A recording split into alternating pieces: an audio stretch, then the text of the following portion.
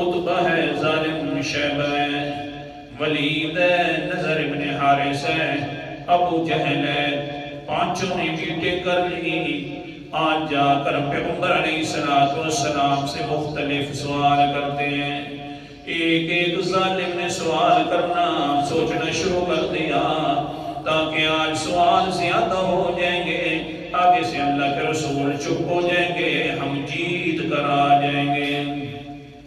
اللہ اکبر کبیرہ۔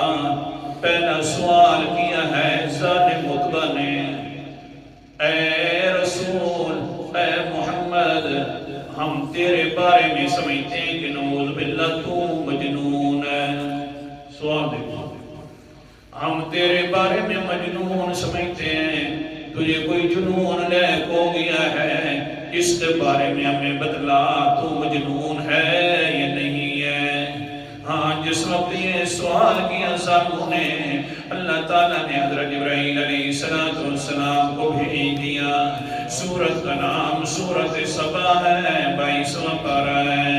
اللہ تعالیٰ فرماتے ہیں قُلْ إِنَّمَا أَعِظُكُمْ بِوَاحِدَةٍ، کہہ دیجئے میرا پیغمبر کہ میں تمہیں ایک خاص نصیحت کرنا چاہتا ہوں۔ اللہ اکبر کبیرہ۔ کون سی نصیحت؟ أَن تَقُومُوا لِلَّهِ مَثْنَىٰ وَفُرَادَىٰ، اللہ کے لیے دو دو ایک ایک کھڑے ہو جاؤ اور سوچنا شروع کر دو۔ کون سی چیز؟ ثُمَّ تَتَفَكَّرُوا، صحیح کر کے سوچو، مَا بِصَاحِبِكُم مِّن جِنَّةٍ، تمہارا ساتھی محمد مصطفیٰ صلی اللہ علیہ وسلم مجنون نہیں ہے، یہ فیصلہ تم خود ہی کرو گے۔